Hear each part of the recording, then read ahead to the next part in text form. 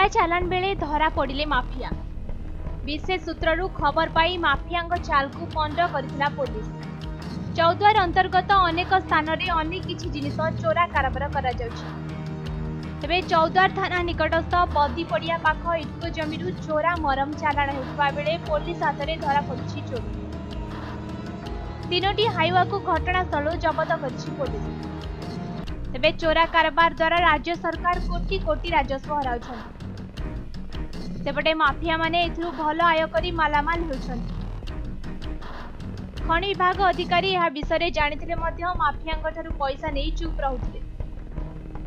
मात्र एबे पुलिस हाथ में धरा पड़िछन्ति तीन माफिया। चौदारु पुनः नायकଙ୍କ रिपोर्ट समय लाइव।